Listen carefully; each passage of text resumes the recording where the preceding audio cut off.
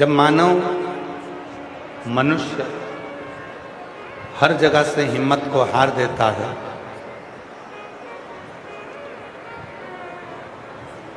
हर जगह से जब वो हताश हो जाता है, तब आखिरी में विश्वास की शरण में, शिव की शरण में जाता है।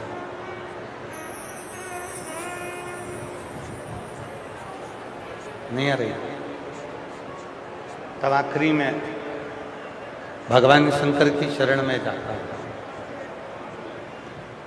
और जब शिव की शरण में वो पहुंचता है तो उसके जीवन के सारी उलझनें, उसके जीवन के सारे दुख, उसके जीवन के सारे कष्ट अपने आप समाप्त होने लगते हैं, क्योंकि उसको भरोसा पूर्ण हो जाता है, विश्वास पूर्ण हो जाता है।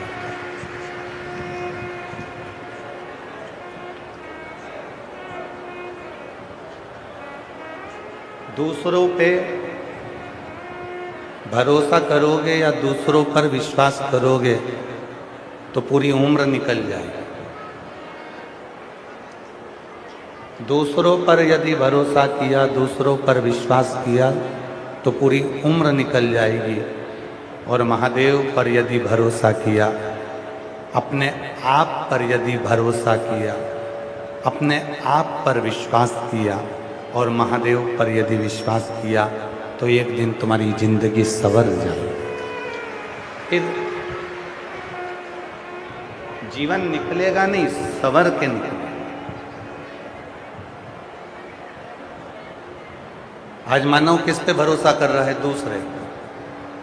भैया तुम हमारा ये वाला काम कर देना, हम तुम पे बहुत भरोसा करते हैं। काका जी तुम हमारा ये काम कर देना, हम तुम पे बहुत भरोसा करते हैं। दादाजी हमारा ये काम कर देना, हम तुम पे बहुत भरोसा करते हैं। आप और हम दूसरे पर भरोसा करें, इसलिए हमारी पूरी उम्र ऐसे ही भरोसे करते करते करते करते निकल गई और उसका कोई हल नहीं है। पर अब जितने भी भगवान शंकर के भक्त हैं, जो शिव जी पे एक लोटा जल चढ़ाने वाले हैं, शंकर भगवान का गुणगान करने वाले हैं, शिव का भजन करने वाले हैं, शिव नाम को लेने वाले हैं, श्री शिवाय नमस्तुभ्यम बोलने वाले हैं, नमः शिवाय बोलने वाले हैं, ओम नमः शिवाय बोलने वाले हैं, गले में जो रुद्राक्ष को पहनने वाले हैं, जो भगवान शंकर के मंदिर में एक लोटा जल चढ़ाने वाले हैं, अब ये दूसरे पर भरोसा नहीं, अपने आप पर भरोसा करते हैं और अपने बाप भगवान शिव पर भरोसा करते हैं।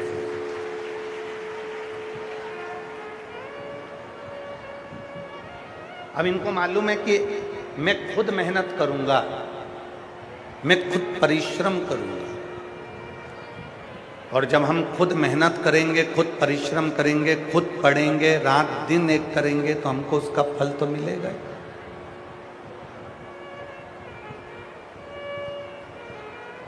अपने आप पर भरोसा किया, स्वयं पर विश्वास किया, और वो स्वयं का करा गया भरोसा एक दिन सामने तुम्हारी मंजिल तक तुम्हें पहुंचा।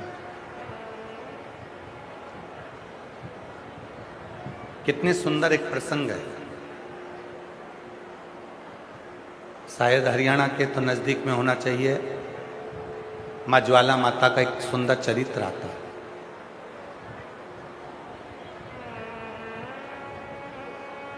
माँ ज्वाला देवी का एक सुंदर चरित्र है। एक बार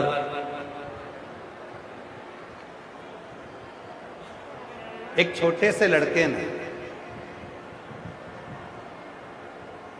अपनी माँ से जिद करा कि मेरे मित्र अपने माता पिता के साथ में, अपने परिवार के साथ में माँ ज्वाला रानी का दर्शन करने के लिए गए, माँ ज्वाला देवी का दर्शन करने के लिए।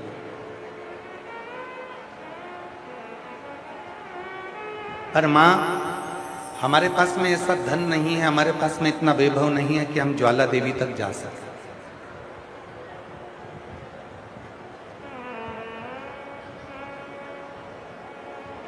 हमारे पास में इतनी दौलत नहीं है कि हम ज्वाला देवी का कोई टिकट बना सके, हम ज्वाला देवी तक जा सके। तब एक दिन माँ ने अपने मुख से कह दिया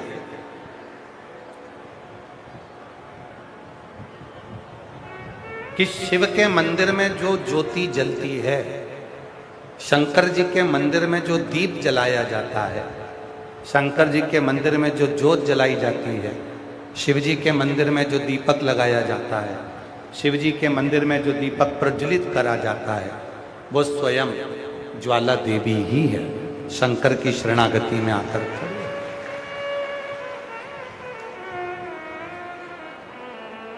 ये बच्ची का फोटो दिखाया जा रहा है और जिस किसी की भी बच्ची हो, ये पुलिस वाली मैडम के पास में बच्ची है, आप लोग इस बच्ची को देख सकते हैं और जिसकी भी हो वो यहाँ से आकर लेकर जाइएगा। बच्ची का फोटो दिखा दीजिए, एक बार वापस दिखा दो।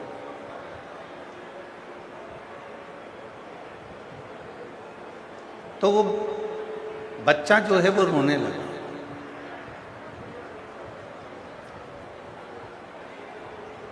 वो बच्चे की आंख में आंसू भर गए और माँ ने कह दिया कि जो शिव के मंदिर में, उस बच्चे का फोटो दिखा दो, उनसे कहना चैनल वालों से,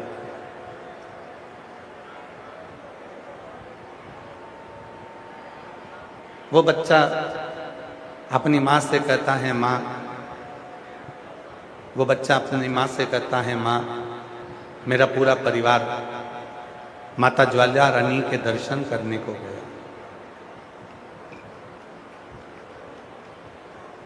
और ज्वाला रानी के दर्शन करने के लिए गया है, पर हमारे पास में इतना धन नहीं है, हमारे पास में इतना वैभव नहीं है, हमारे पास में इतनी संपदा नहीं है। एलईडी पर इन बच्चों को देख लीजिए, जिनके भी हों वो आकर इन बच्चों को ले जा सकते हैं।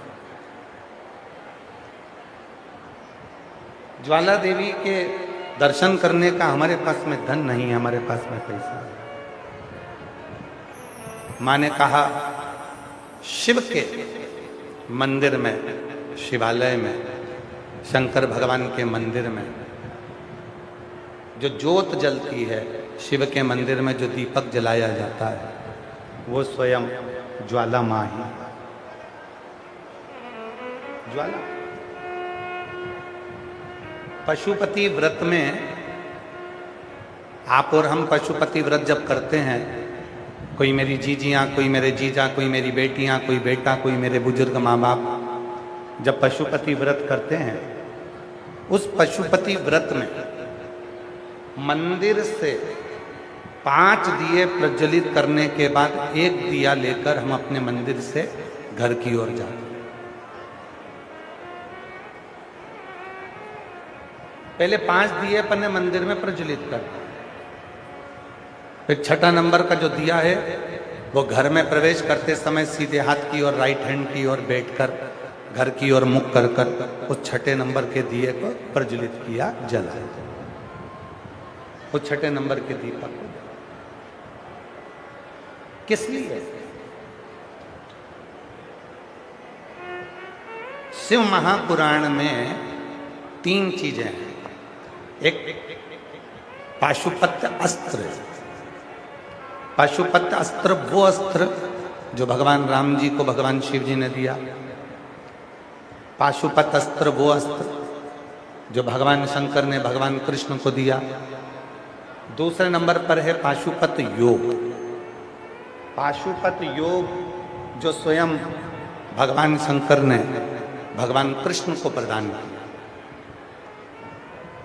भगवान श्री राम जी को प्रदान किया।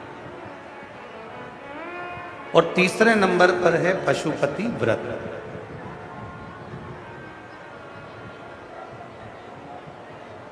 सारे देवताओं ने पाशुपत योग ले लिया, सारे देवताओं ने पशुपत अस्त्र ले लिया, अब बचा तो केवल एक पशुपति व्रत बचा। माता पार्वती जी ने हाथ जोड़कर शिव जी से कहा, देवताओं ने पाशुपत योग लिया है, पाशुपत अस्त्र लिया है, पर कली काल में, कलियुग में संसार का प्रत्येक मनुष्य दुखी होगा। कोई को शरीर में रोग होगा, कोई बीमारियों से ग्रसित होगा, कोई धन से दुखी होगा, कोई तन से दुखी होगा, कोई मन से दुखी होगा। इन संसार वाले जितने भी मनुष्य हैं, इन मनुष्यों का कलिकाल में उद्धार कैसे होगा?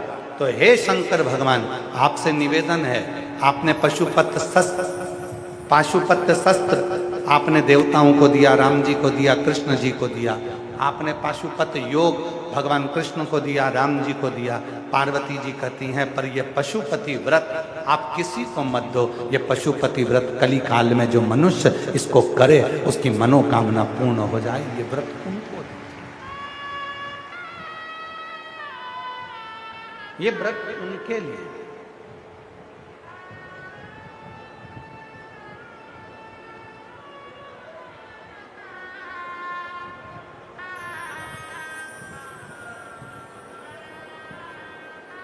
और जो पशुपति व्रत को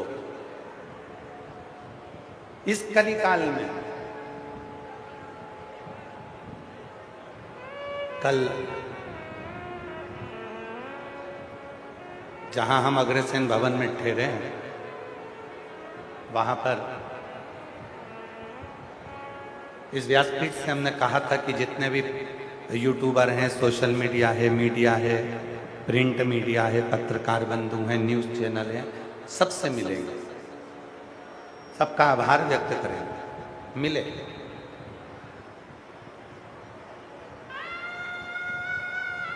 छत्तीस कौम के भी जो सदस्य आए उनसे भी मिलना होगा, क्योंकि 2 दिन हम मिलते हैं, 5वां दिन छठा। उसमें से एक पत्रकार बंधु ने बड़ा सुंदर प्रश्न किया कि श्री शिवाय नमस्तुभ्यम, ये मंत्र आज के समय में लोगों का कल्याण कर रहा है, इस मंत्र की प्रबलता क्यों? हमने कल भी कहा मीडिया के सामने और आज फिर कहते हैं, इस मंत्र को श्री वेद व्यास जी ने शिव महापुराण के अंदर विद्धेश्वर संहिता में लिखा, पर कली काल के लोगों ने शिव महापुराण को कपड़े में लपेटकर, कपड़े में मखमल के वस्त्र में बांधकर उन्होंने शिव पुराण को रख दिया था। वो शिव पुराण लोगों के हृदय में, उनके चित्त में इतनी जल्दी बैठ नहीं पाए। पर उस शिव पुराण को जब से शिव भक्तों ने सुनना प्रारंभ करा और उनके चित्त में विद्धेश्वर संहिता का ये श्री शिवाय नमस्तुभ्यम मंत्र आया और उन्होंने गीता प्रेस गोरखपुर की शिव पुराण को पढ़ा, सुना, उनके बाद में उनके मन में आया कि एक मंत्र पृथ्वी पर ऐसा भी है श्री शिवाय नमस्तुभ्यम, जिसको अगर नहीं भी जपें और कोई जप कर निकल रहा है तो उसके मुख का दर्शन कर कर भी व्यक्ति अपने जीवन को सार्थक कर लेगा।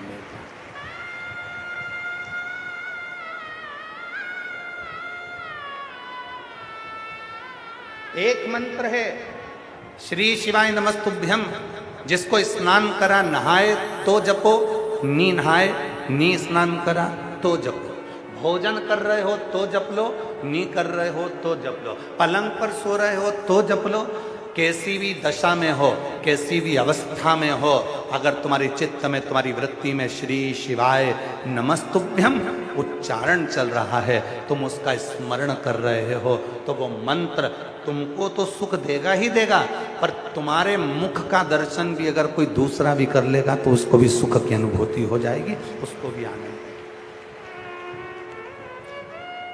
ये वो मंत्र है, ये वो मंत्र। इस मंत्र की मूलता है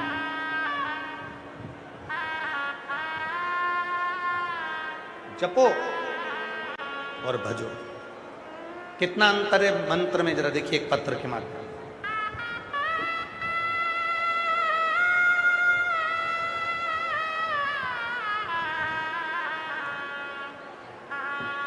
जरा पत्र को पढ़िएगा, बड़ा सुंदर पत्र है कि श्री शिवाय नमस्तुभ्यम बोलना और शिव महापुराण की कथा के पंडाल में बैठकर कथा को सुनना, शिव को अपने मन की बात कहना, कितना उसका असर होता है जरा देखिए। मेरा नाम अनीता है, मैं हरियाणा में हांसी जिला हिसार की रहने वाली हूँ। पत्र को आप लोग एलईडी पर पढ़ सकते हैं, आस्था चैनल पर पढ़ सकते हैं। मेरा नाम अनीता है, मैं हरियाणा में हांसी जिला हिसार की रहने वाली। मेरा मोबाइल नंबर ये है। गुरुजी, मेरे लड़के की शादी 2019 में हुई थी और उसके घर में एक 4 साल का लड़का भी हो गया, लेकिन मेरे बेटे की बहू हमारे घर में रहना नहीं चाहती थी। 2026 में फरवरी में उसने मेरे बेटे से तलाक ले लिया। मेरे बेटे का तलाक हो गया, बहू अपने बेटे को लेकर चली गई, मेरा बेटा अकेला रह गया। तलाक लेकर चली गई, अपना सारा सामान वह भी लेकर चली गई। गुरुजी, मुझे मेरे पोते के जाने का, बहू के जाने का बहुत दुख हुआ कि हमारे घर में किस चीज की कमी थी जो मेरी बहू और मेरा पोता चले गए। गुरुदेव, पोते की याद में और बहू की याद में मैं रात दिन रोती थी। फिर एक दिन ऐसा हुआ कि मेरी पड़ोसन ने कहा मेरी जेठानी से कि सीहोर वाला बाबा दिल्ली में आया है और दिल्ली में रोहिणी में कथा चल रही है। हमने सुना है कि अगर पंडाल में बैठकर जो मांगा जाता है वो मिलता है। बाबा, ऐसी बाबा ने कृपा कर दी कि मैं दिल्ली रोहिणी पहुंच गई और दिल्ली की रोहिणी में कथा सुनने के लिए गई और वहां केवल 2 दिन की कथा हमने रोहिणी में सुनी। गुरुजी, दिल्ली में कथा केवल 2 दिन की कथा पंडाल में बैठकर सुनी और बाबा से प्रार्थना की कि मेरा पोता घर वापस आ जाए, मेरी बहू वापस आ जाए। और गुरुजी, हम 2 दिन की कथा दिल्ली की रोहिणी में सुनकर घर आए और 2 दिन के ठीक बाद हम जैसे ही आए, लोगों के काम तो 3 महीने में बाबा करते हैं, मेरे तो आने के 2 दिन बाद मेरी बहू पोते को लेकर घर आ गई और पोते को लेकर घर आ गई और दोनों घर वापस आ गए। आकर मेरी बहू ने मुझे बोला कि मम्मी जी, मुझसे गलती हो गई थी, अब मुझे क्षमा करो और हम दोनों, हमारा जो तलाक हुआ है उसको कैंसिल करो और हम दोनों आपके साथ में रहना चाहते हैं। और अब मेरे बाबा की कृपा से मेरी बहू, मेरा पोता और मेरा बेटा सब साथ में रहते हैं। ये शिव की कहीं बैठी हो। मेरा नाम अनीता, मैं हरियाणा में हांसी जिला हिसार की रहने वाली। गुरुजी, दुनिया के काम पंडाल में कथा सुनकर जाते हैं तो 3 महीने में होते हैं। मेरे तो पंडाल में रोहिणी में कथा सुनने के बाद 2 दिन में मेरा काम बाबा ने कर दिया। एक लाइन उन्होंने बदल के लिखी है जो आज तक हमने नहीं गाई है, उस लाइन को आप भी देखिए। हम हमेशा कहते थे लुटा दिया भंडार काशी वाले ने, इस बहन ने लिखा है बसा दिया परिवार काशी वाले ने, कर दिया माला माल काशी।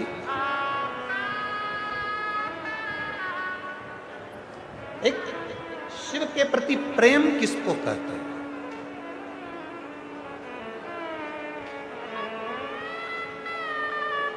विश्वास किसको कहते हैं? भरोसा किसको कहते हैं? दृढ़ता किसको कहते हैं? वो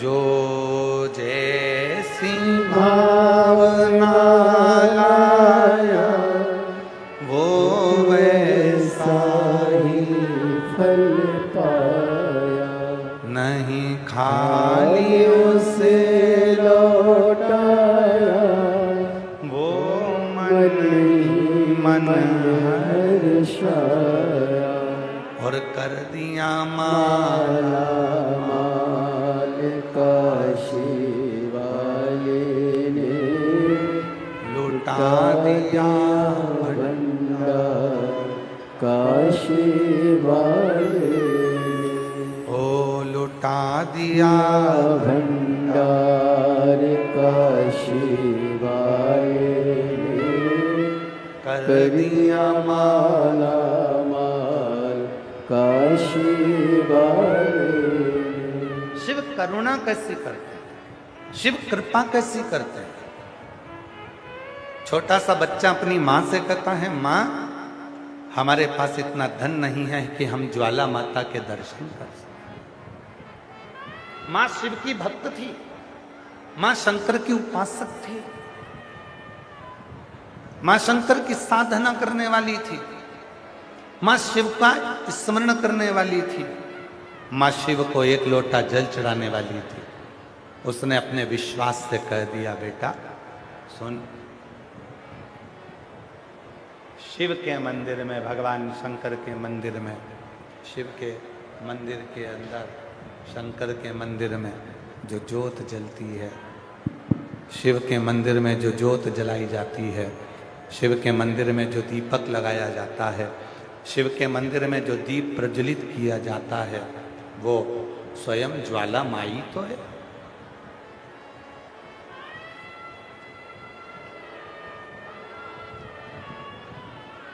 कितने ज्योतिर्लिंग हैं? जम के बोलो, जम के। क्या बोलते हैं उनको? ज्योतिर्लिंग।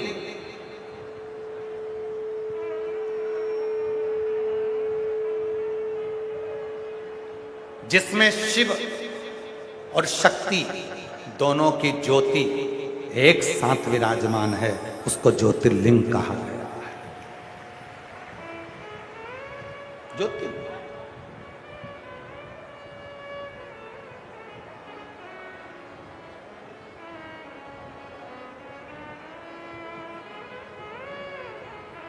शिव और शक्ति दोनों हैं। आप लोगों में से देवघर कोई गया है? 12 ज्योतिर्लिंग में से एक ज्योतिर्लिंग है देवघर, बाबा बैद्यनाथ।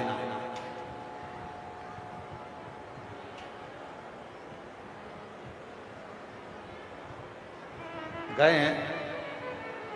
अगर आप लोग गए हैं तो वहां पार्वती जी की मूर्ति अलग से नहीं है, वहां मां पार्वती जी का स्वरूप अलग से नहीं है। आप भी गए हैं तो वहां पार्वती जी का स्वरूप अलग से नहीं है, वहां शंकर के शिवलिंग में ही पार्वती स्वयं विराजमान है। शिव और शक्ति दोनों।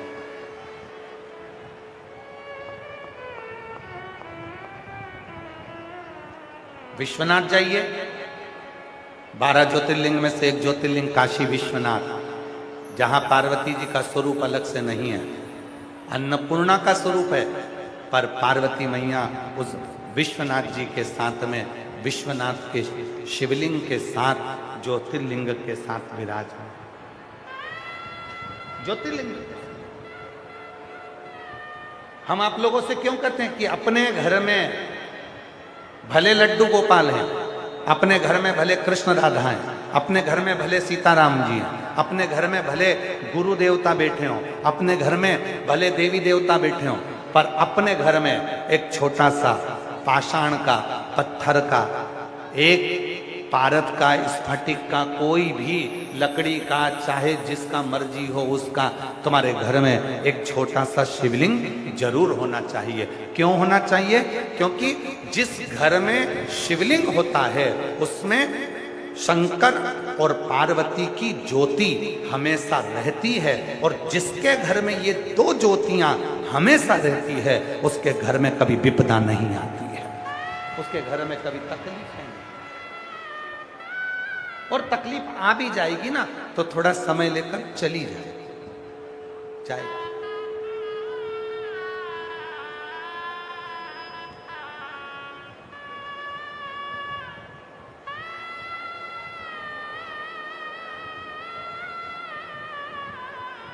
हरे नाम है तेरा तारनहारा,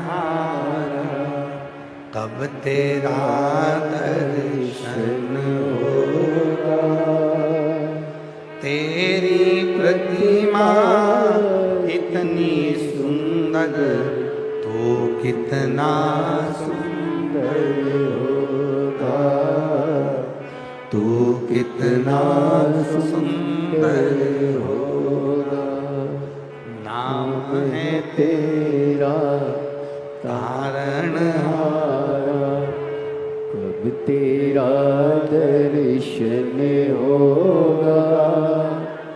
जिसकी प्रतिमा इतनी सुंदर, वो कितना सुंदर होगा, वो कितना सुंदर होगा। माँ कहती है अपने बेटे से, तुझे ज्वाला माता के दर्शन करना है तो तुझे ज्वाला देवी जाने की जरूरत नहीं पड़ेगी। शंकर के मंदिर में जब भी कोई भक्त दीप लगाए और उस दीपक की ज्योति का दर्शन जिस दिन तूने कर लिया, उस दिन तेरे घर में ज्वाला माई स्वयं आकर खड़ी हो जाएगी। वो दर्शन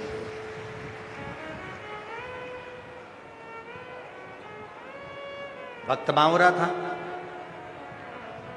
बच्चे ने मां की बात सुन ली।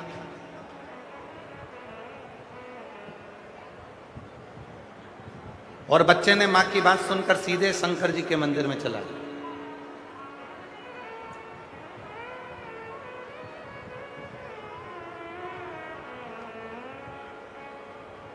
मंदिर में एक दीपक रखा था जो जल नहीं रहा था, बुझा हुआ था। शिव के मंदिर में एक दीपक रखा हुआ था जो बुझा हुआ था, जो जल नहीं रहा था, ठंडा हो चुका था, केवल उसमें बाती थी, वो भी आधी जली हुई।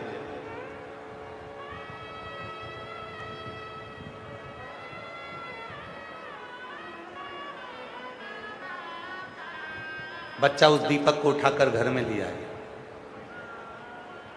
मां, तू तो कहती थी कि शिव के मंदिर में जो दीप है, शिव के मंदिर में जो ज्योति है, वही ज्वाला मां है, ये तो है ही नहीं।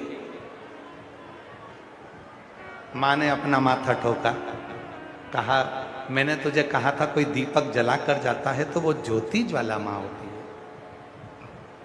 नहीं मां, मेरा मित्र कह रहा था ज्वाला जी में जो ज्योत है उसको किसी ने जलाया नहीं है, ज्वाला जी में जो ज्योत है उसको कोई ने प्रज्वलित नहीं करा, वो तो अपने आप मां प्रकट हुई है। तो मां, मैं नहीं मानता, मैं उस दिन मानूंगा जिस दिन ये बुझे हुए दीपक में ज्योति आई।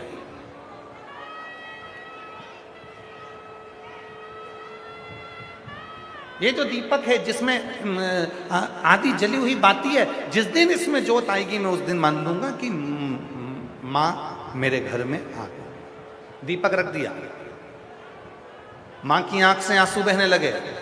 मां दौड़कर शिव के मंदिर में एक लोटा जल चढ़ाने पहुंच गई, शिव की आराधना करने पहुंच गई। बाबा से कह दिया, बाबा मैं नहीं जानती, बच्चे के विश्वास को टूटना नहीं चाहिए, भरोसा टूटना नहीं चाहिए, आप संभाल लेना, आपको संभालना है। जैसे इस मां ने, जैसे ये मां अनीता जो हासी जिला हिसार की हैं, इन्होंने भी एक लाइन लिखी। मैं कथा सुनने आई हूं दिल्ली रोहिणी में, मैंने सुना है सियोर वाला बाबा कथा कहता है और पंडाल में बैठकर जो मांगो वो मिलता है। अब मुझे ये देखना है कि मेरी बहू तो तलाक लेकर चली गई, वो आएगी कैसे? अच्छा, लोग मांगते भी ऐसा है कि पूरी पूरी परीक्षा लेते हैं। अब जो तलाक लेकर चली गई वो कैसे आ सकती है? पर उसने कहा कि मेरी बहू पोते को लेकर तलाक लेकर चली गई। मैं मानूंगी तब, वो सियोर वाले बाबा को भी नहीं मानूंगी अगर मेरी बहू नहीं आई तो। अब तलाक लेकर चली गई, वो कहां से आएगी? पर तेरी कृपा का क्या है भरोसा, कब किस होगा, जरा सी हम पर कर दो, जरा सी हम पर कर दो। तेरी कृपा का क्या है भरोसा, कब किस पर हो जाए, जरा सी हम पर कर दो, जरा सी हम पर कर दो। जिस पर भी हो गई तेरी कृपा करुणा, वो भव पार हुआ, भव पार हुआ। इस माँ ने कह दिया कि मैं नहीं जानती, मैं तो तब मानूंगी जब मेरी बहू और पोता है। अब जो तलाक लेकर चले गए उसको वापस लाना बहुत कठिन काम है। पर 2 दिन की कथा सुनकर गई और बाबा ने कृपा कर 2 दिन बाद तो बहू और पोता दोनों घर पहुंच गए और तलाक अपनी जगह रखा कि रखा, तलाक अपनी जगह।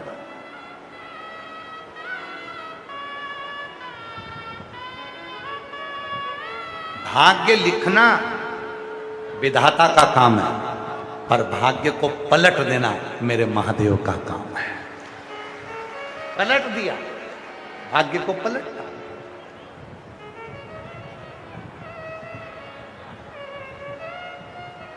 और पलटने की सामर्थ्य तक केवल उसी में।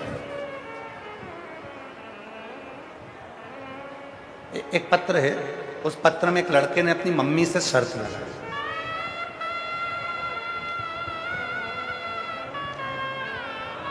तेरी कृपा का क्या है भरोसा, कब किस पर हो जाए, जरा सी हम पर कर दो। मेरा नाम मनीषा है, मेरे पति का नाम संजय राणा है। गुरुजी, मैं अराइनपुरा ग्राम जिला करनाल की निवासी हूँ। मेरा नाम मनीषा है, मेरे पति का नाम संजय राणा है। गुरुजी, मैं अराइनपुरा ग्राम जिला करनाल की निवासी हूँ।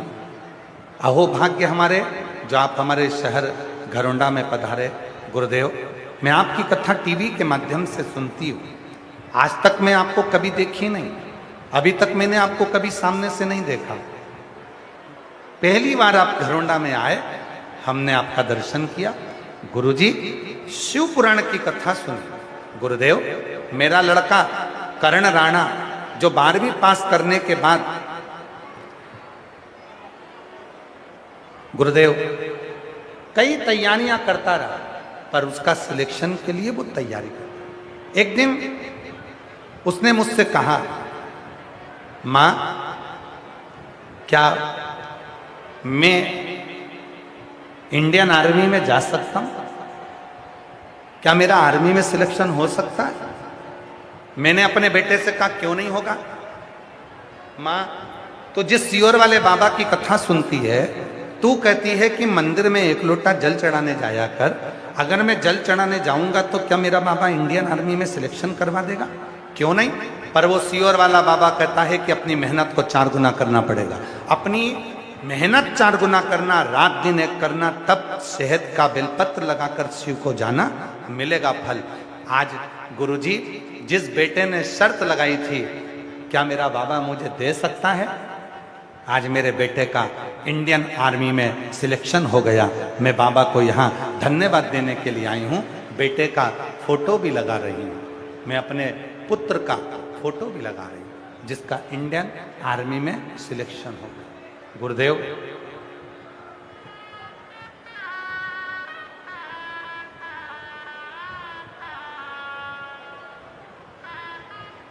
मेरे बेटे का 2 जगह सिलेक्शन हुआ, एक इंडियन आर्मी में, एक इंडियन एयरफोर्स के अंतर्गत। और आज मेरा बेटा इंडियन एयरफोर्स में नौकरी कर रहा है। शिव की कृपा से उसमें चुन लिया। ये शिव की उदान। आप किसके भरोसे, आपका विश्वास कितना दृढ़ और आप किस पर भरोसा कर?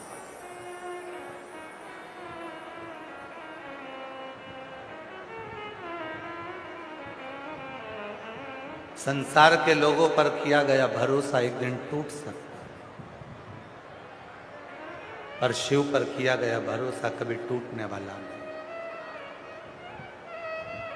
2 शब्द हैं, और वो 2 शब्द आपकी जिंदगी में हमेशा सामने आएंगे। एक शब्द है गलत और दूसरा शब्द है गलती। बोलो कौन कौन से शब्द हैं?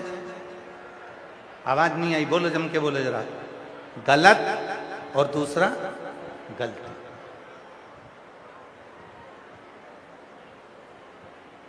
ये दो शब्द हैं। मेरे ओघड़दानी, मेरे शंकर भगवान, मेरे त्रिलोकी के नाथ, मेरे त्रिकालदर्शी, कैलाशी, अविनाशी।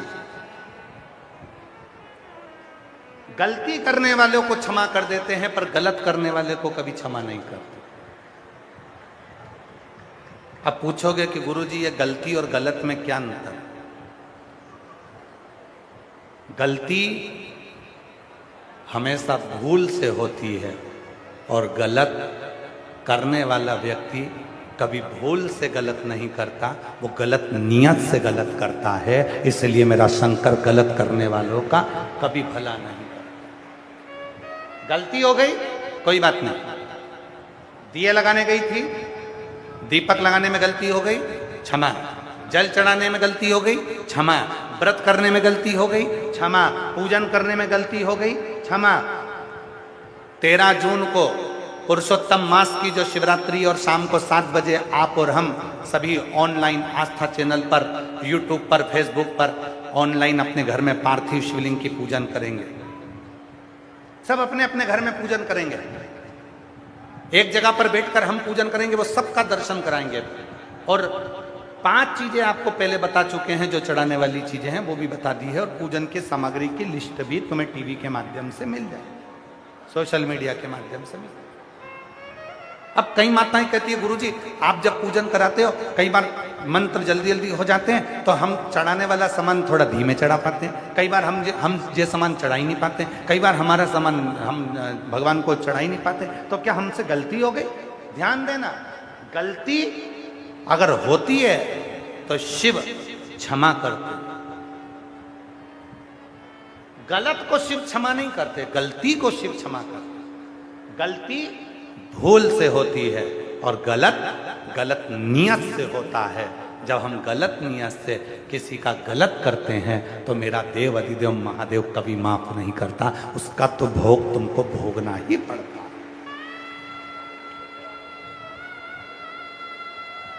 उसका भोग तो तुम्हें भोगना पड़ेगा। तुमने अगर गलत नियत से लोभ के कारण तुमने अपने कि मुझे इतना हो जाएगा, मैं ऐसा कर लूंगा, मैं वैसा कर लूंगा, लोभ के चक्कर में, वासना के चक्कर में, आसक्ति के चक्कर में, तृष्णा के चक्कर में, मैं हूं, मैं करूंगा, मेरा धन, मेरा वैभव, मैं इतना कर लूंगा, मेरे पास में इतना धन आ जाएगा, मेरे पास में ऐसा हो जाएगा। जब व्यक्ति गलत नियत से कुछ करता है तो मेरा शंकर कभी उसका साथ नहीं देता। और गलत नियत से करने वाला व्यक्ति जब गलत करता है तो एक ना एक दिन उसकी ऐसी दशा होती है कि मरते दम तक वो ये भूल नहीं पाता कि मैंने जिंदगी में ये बहुत बड़ा गलत काम कर दिया है।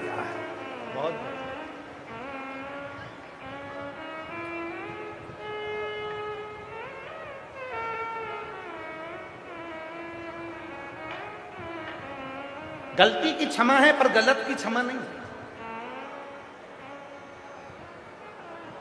कितना सुंदर कहा है शिव महापुराण में। देवऋषि नारद तो तप करे थे, देवऋषि नारद ने तो तप किया था, देवऋषि नारद ने तो कामदेव पर विजय प्राप्त करी थी। और देवऋषि नारद कामदेव पर विजय प्राप्त कर कर सीधे शंकर जी के पास पहुंच गए। और शंकर जी से जाकर देवऋषि नारद ने कहा कि मैंने कामदेव को जीत लिया और तुम कामदेव को नहीं जीत पाए।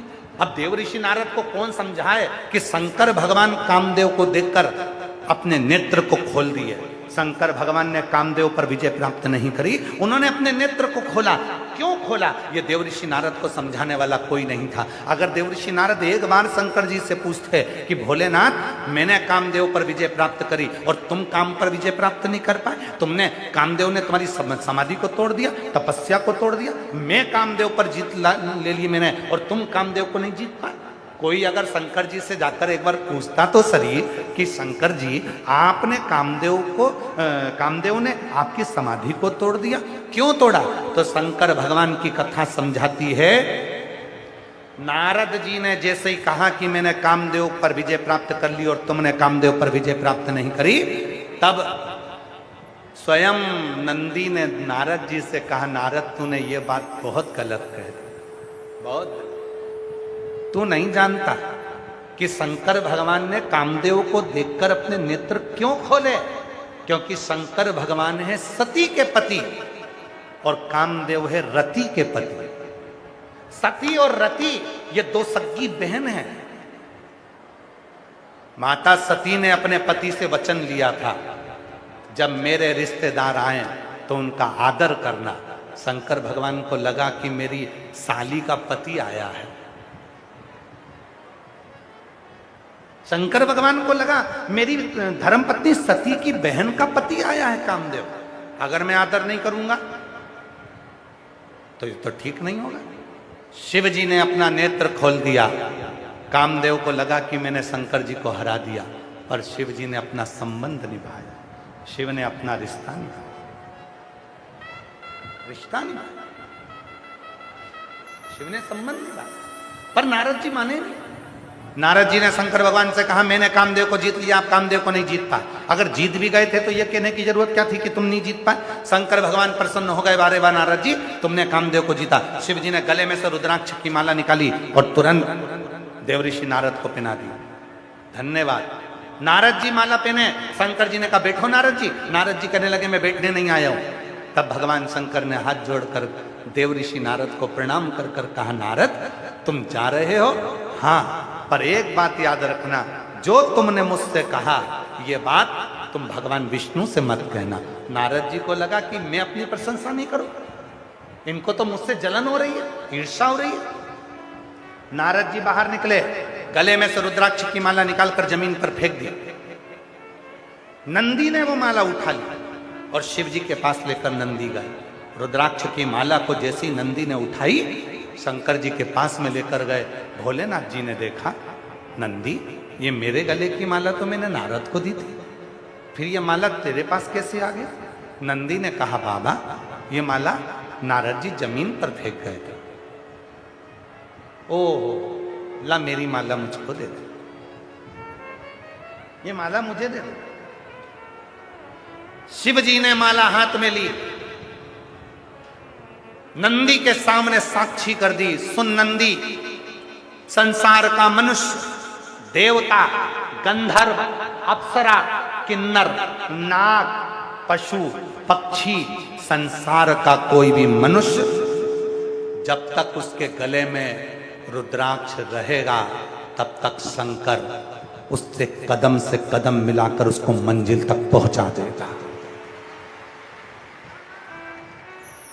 ये रुद्राक्ष उसको मंजिल तक दे देगा। बड़ी खुशी होती है जिनके गले में लाल धागे में पड़ा हुआ एक रुद्राक्ष होता है। सीहोर का रुद्राक्ष जब उसके गले में पड़ा हुआ होता है लाल धागे में, तो बड़ी खुशी होती है।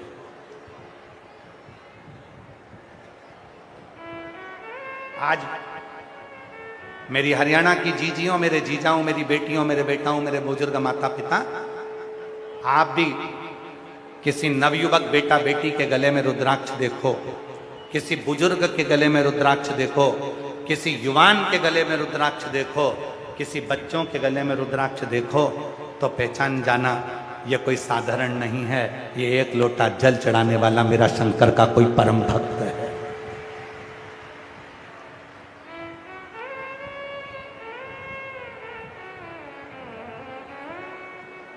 और हम आज पूरे भारत ही नहीं, देश और विदेश के शिव भक्त भी इस कथा को सुन रहे हैं। हम धन्यवाद देते हैं आज के समय के जो कलाकार हैं, कुछ कुछ सीरियल, कुछ कुछ फिल्मों का निर्माण कर रहे हैं, उनको भी धन्यवाद देते हैं कि वो अपने गले में एक रुद्राक्ष पहनते हैं और पहने हुए रुद्राक्ष को जनमानस में प्रेषित करते हैं कि रुद्राक्ष का फल किया। एक रुद्राक्ष, और जब तक वो रुद्राक्ष आपके पास में है, आपकी जिंदगी में वो सफलता ही देगा, सुख ही देगा, आनंद ही देगा। रुद्राक्ष की माला फेंक कर देवऋषि नारद चले गए। भगवान विष्णु के यहां पहुंच गए। श्रीमन नारायण श्रीमन नारायण, भगवान विष्णु ने देखा देव ऋषि नारद जी आए, प्रणाम किया। नारद जी आइए, बैठिए। नारद जी बैठे। शिव जी के घर पर नारद जी नहीं बैठे थे, नारद जी बैठे।